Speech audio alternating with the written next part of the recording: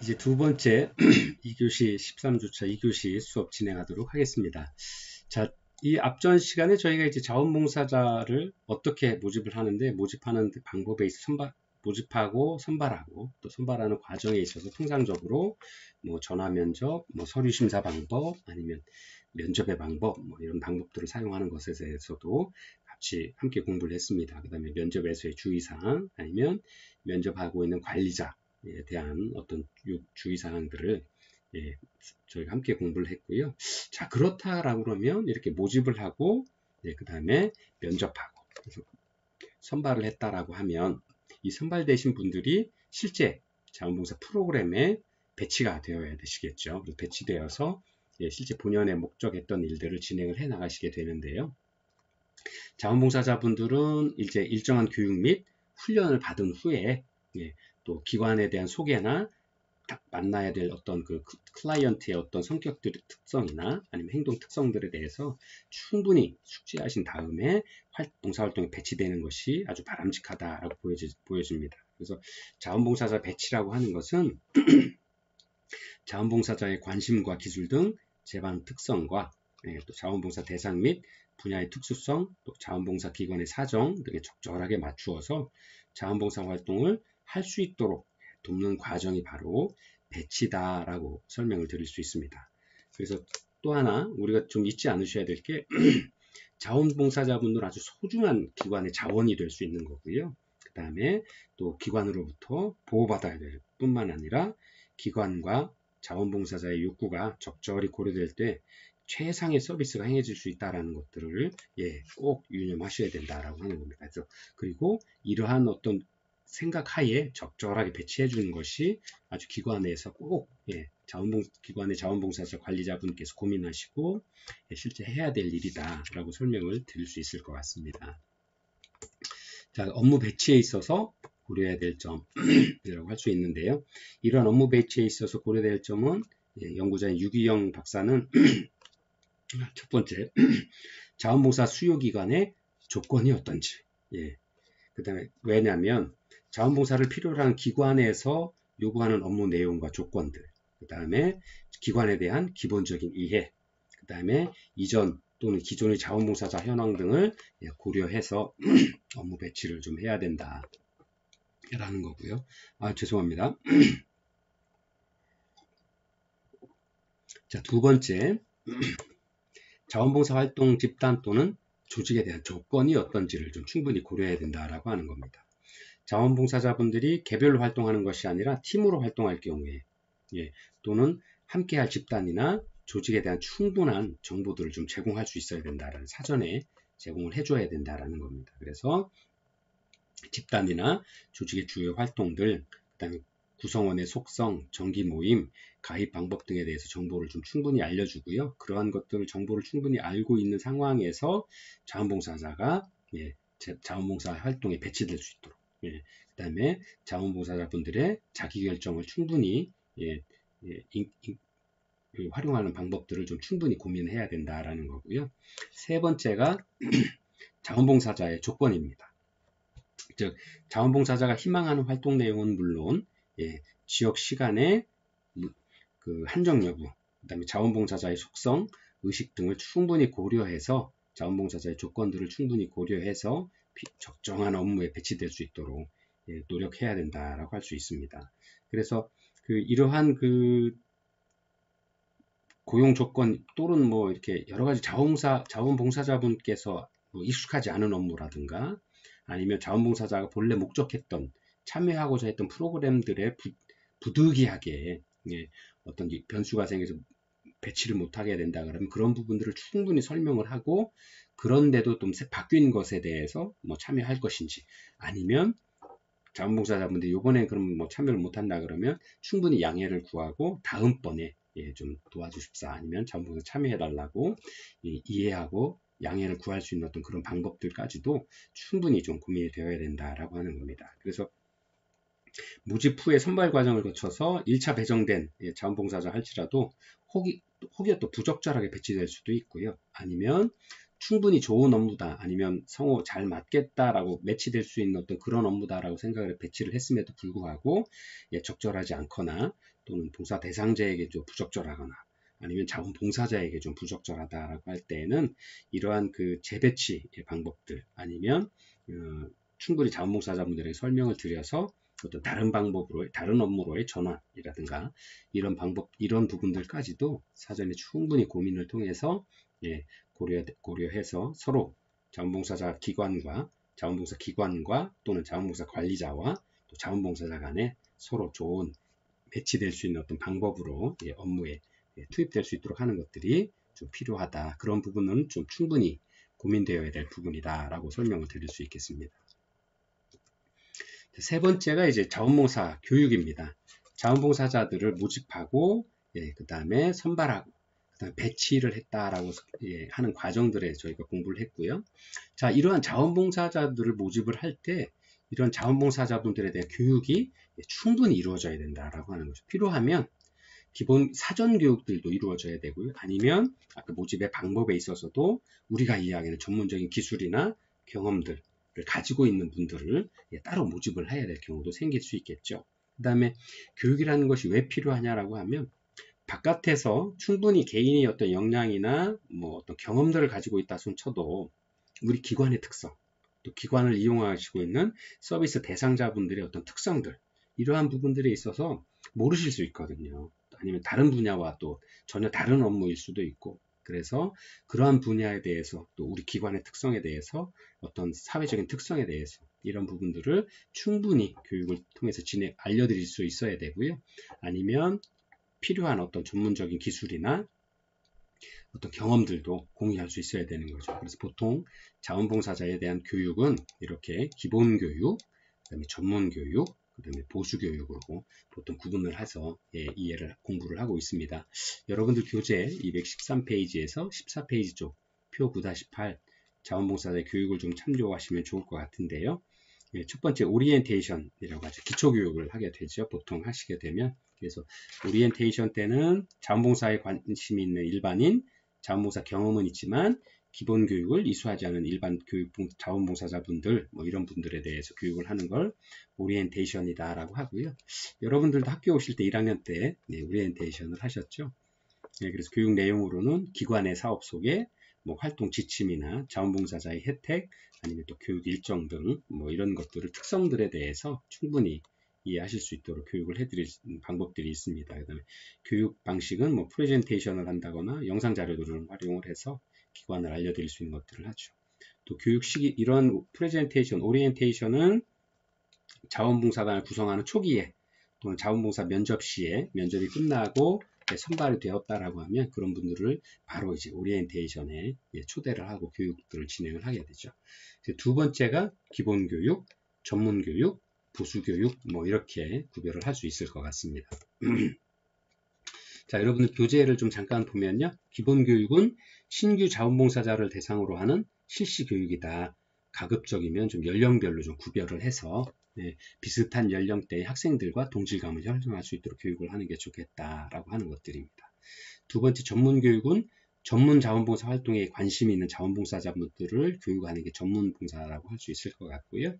세 번째 보수교육은 연간 자원봉사 실적이 30시간 이상 자원봉사자나 아니면 자원봉사 단체에 대해서 이런 보수교육들을 통해서 새로운 어떤 자원봉사 활동에 아니면 또 새로운 자원봉사 활동의 영역에 이런 어떤 그 전문적인 어떤 기술들을 가지고 접근할 수 있도록 이런 여러 가지 방법을 통해서 교육의 방법을 좀 다양하게 진행을 해 나가고 있습니다.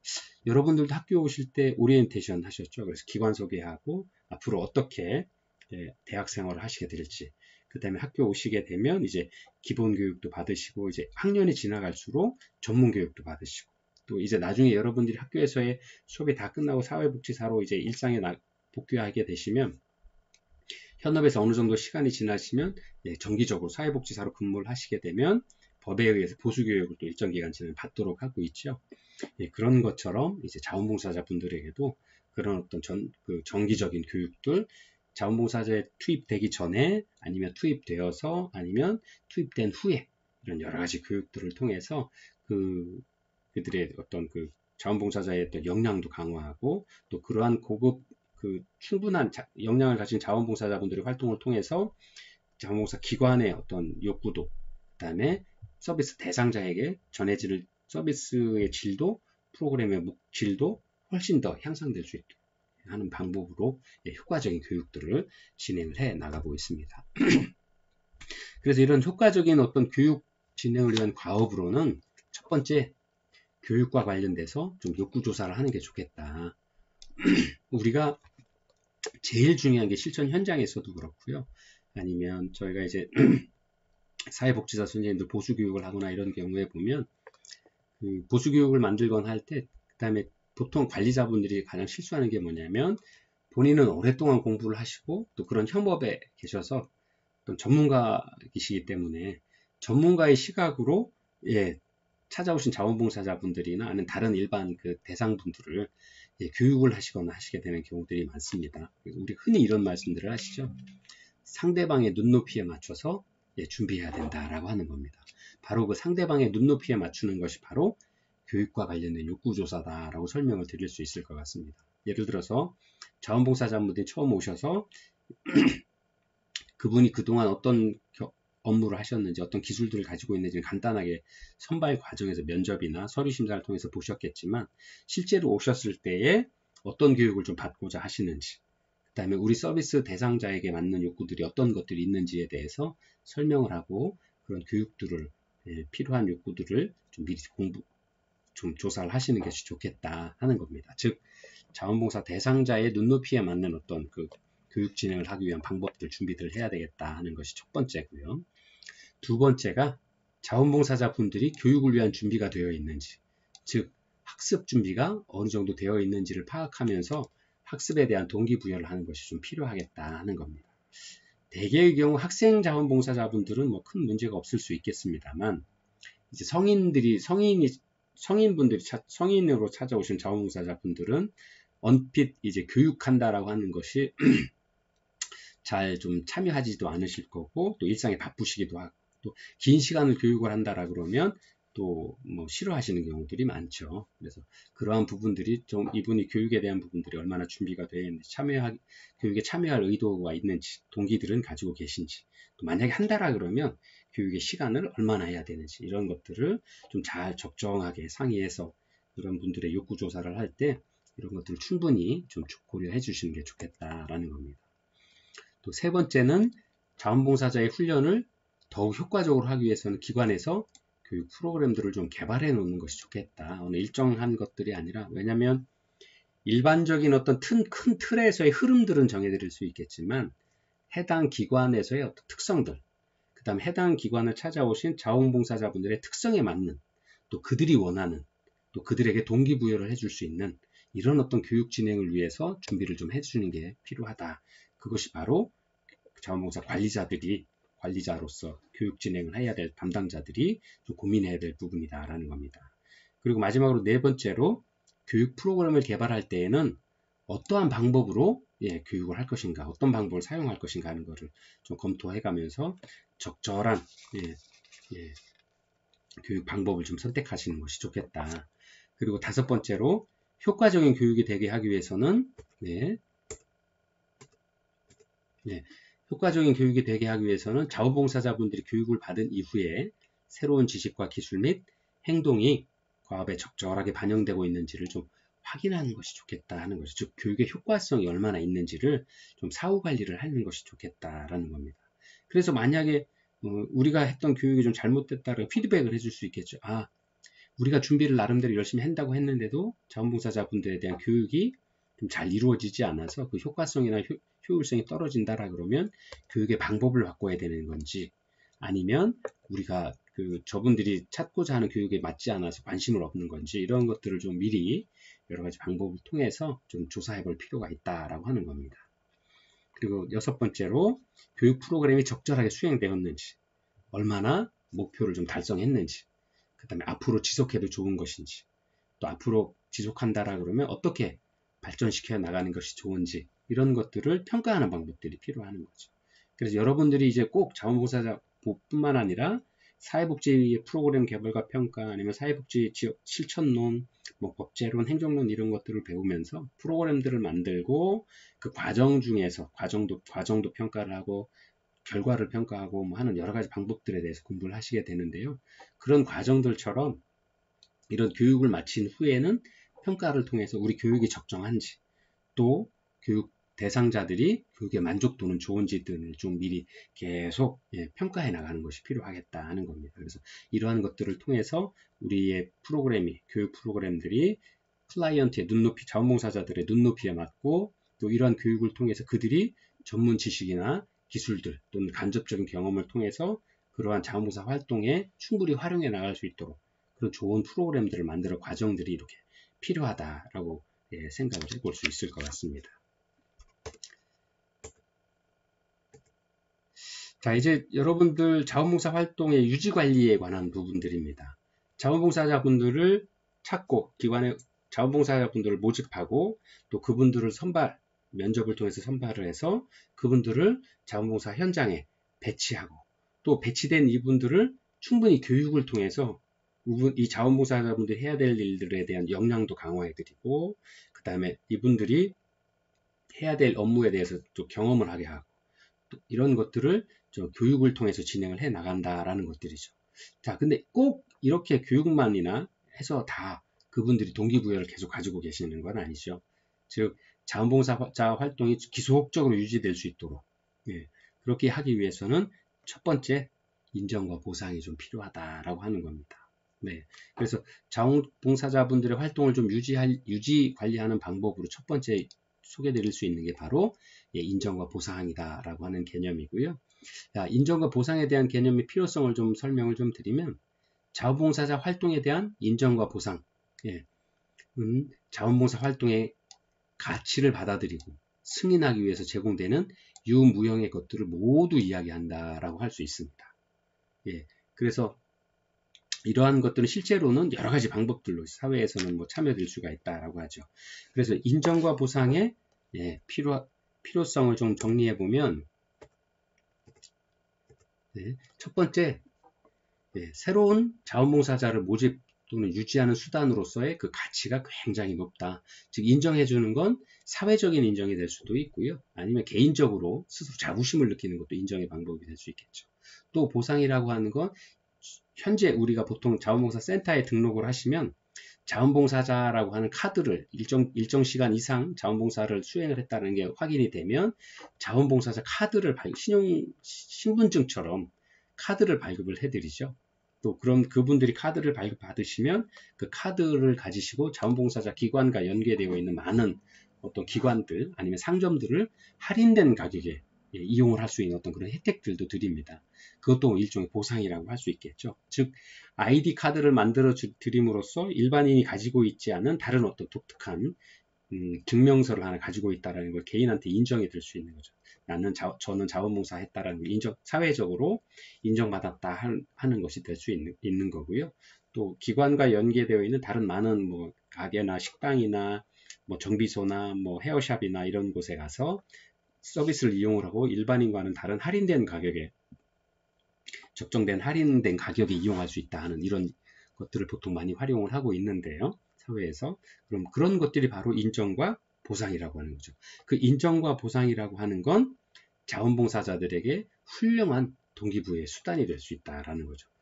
즉, 그러한 동기부여의 수단을 통해서 바로 자원봉사자 활동을 하셨던 많은 자원봉사자 분들께서 또다시 다른 어떤 자원봉사 활동에 참여하게 되고, 이러한 자원봉사 활동을 통해서 지속적인 그 인정과 보상을 통해서 동기부여를 지속적으로 가지고 있을 수 있다. 그 다음에 스스로에 대한 가치 기준도 높아지고 자존감도 높아지고, 또 이러한 자원봉사 활동이 사회 공헌에, 또 기관의 발전에, 또 내가 활동을 하고 있는 서비스 기관이나 서비스 대상자에게도 도움이 될 수 있다는 것들은 바로 큰 자원봉사 활동에 있어 동기부여가 될 수 있다라고 하는 거죠. 그래서 이러한 인정과 보상의 필요성을 총 몇 가지로 설명을 드릴 수 있는데, 첫 번째가 자원봉사자를 모집 유지하는 수단이다. 두 번째, 자원봉사자의 욕구에 부합하는 인정과 보상은 자원봉사자의 개인적인 만족감 그리고 참여 의지를 강화시키고 기관에 대한 소속감을 높여서 자원봉사 활동의 생산성을 증대하고 지속적인 활동을 유지할 수 있게 해준다라는 겁니다. 그 다음에 세 번째, 자원봉사자의 인정과 보상은 활동 성과를 가시적으로 보여줌으로써 자원봉사자가 스스로 만들어낸 변화를 인식하고 자원봉사자의 사기를 좀 높여줄 수 있는 방법이다라고 설명을 드릴 수 있습니다. 또 네 번째, 기관의 사명과 목적을 이루는 데 있어서 자원봉사자의 역할과 기여를 점검하게 되고 또 기관과 직원들로 하여금 자원봉사 및 자원봉사자의 가치를 재확인할 수 있는 기회를 제공해 줄 수 있다라고 그런 점에서 아주 중요한 인정과 보상의 필요성들을 설명을 하고 있습니다. 보통 이제 또 대표적으로 하는 게 또 보상의 방법에 있어서 여러 가지 또 나중에도 설명을 좀 드릴 수 있겠습니다만 자원봉사자의 날이 자원봉사 기본법에 관한 어떤 그 법률에 의해서 자원봉사자의 날이 12월 5일로 정해져 있습니다. 그래서 그날 많은 자원봉사자분들이 함께 모여서 뭐 그동안 자원봉사 활동하셨던 모범 자원봉사자분들에게 표창도 수여를 하고요. 여러 가지 어떤 공식적인 자리에서의 인정을 받을 수 있는 방법들을 실제 그런 공로도 치하하고 그런 어떤 보상을 줌으로써 자원봉사에 대한 사회적인 어떤 관심도 유발하고 그런 동기부여를 주는 어떤 계기들을 삼고 있습니다. 자, 인정과 보상의 시행 원칙이라고 할 수 있는데요. 첫 번째, 자원봉사자별로 그들의 특성과 욕구에 맞는 개별적인 어떤 인정과 보상이 좀 제공되어야 된다라는 겁니다. 또 두 번째, 시의적절하게 이루어져야 된다라고 하는 겁니다. 그래서 자원봉사자에 대한 인정은 되도록이면 활동을 한 이후에 좀 빠르게 이루어지는 것이 좀 효과적일 수 있다라고 말씀을 드릴 수 있고요. 세 번째가 공정하게 이루어져야 된다라고 하는 겁니다. 그리고 명확한 메시지로 전달이 좀 되어야 된다라고 할 수 있을 것 같습니다. 즉, 봉사자 스스로뿐만 아니라 주변 사람들로부터도 받을 만한 사람이 받았다. 누가 봐도 저 사람 열심히 하더라 하는 것들이 좀 인정될 수 있으면 좋겠다라는 거고요. 네 번째가 지나치게 과도한 인정과 보상 제공을 하는 것은 좀 적절하지 않다. 필요하지 않다. 그런 것들은 좀 피하는 것이 좋겠다 하는 겁니다. 그리고 다섯 번째로 지속적이고 자주 하는 인정이 훨씬 더 효과적이다 하는 겁니다.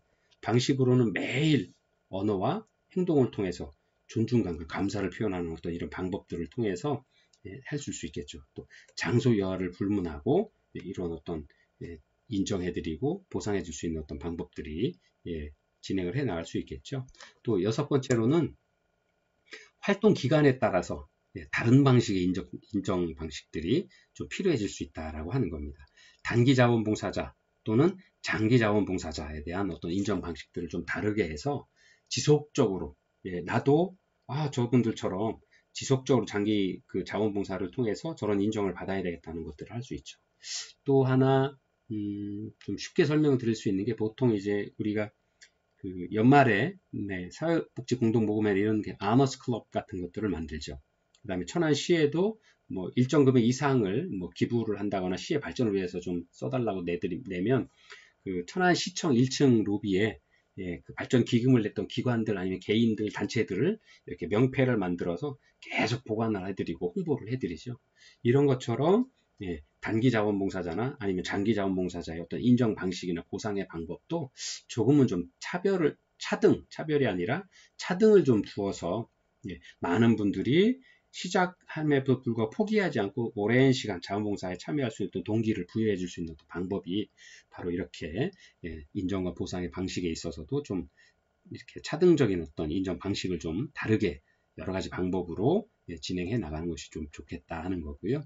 일곱 번째로 지역사회 단위에서 자원봉사 관련 기관들은 상호 협의하여서 가급적이면 표준화된 기준에 의한 자원봉사 인정을 좀 해주는 것이 좋겠다 하는 겁니다. 그래서 이러한 어떤 여러 가지 방법들을 이 시행 원칙들을 통해서 자원봉사자분들이 지속적으로 자원봉사에 참여할 수 있도록 하고 또 장기적으로 참여할 수 있도록 그렇게 해서 스스로도 발전할 수 있는 기회를 좀 만들어 나갈 수 있는 방법들 또 그러한 어떤 기회를 제공하고 동기부여를 할 수 있는 어떤 방법이 바로 인정과 보상의 방법이다라는 겁니다. 그 인정과 보상에 있어서는 이렇게 7가지 정도의 시행 원칙들을 좀 지키는 것이 좋겠다라는 겁니다.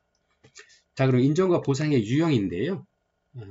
여러분들이 이제 정서적인 인정 교재 한번 같이 보시면 좋을 것 같은데요. 여러분들 교재 219페이지에 보시면 표 9-10 인정과 보상의 유형 이렇게 되어 있습니다. 정서적인 인정, 기회의 인정, 또 상징적 인정, 네, 그 다음에 뭐 간접적, 경제적 인정, 또 사회적 인정, 뭐 이렇게 여러 가지 방법으로 행정안전부에서 표시하고 있는 인정의 방법들을 소개를 하고 있습니다.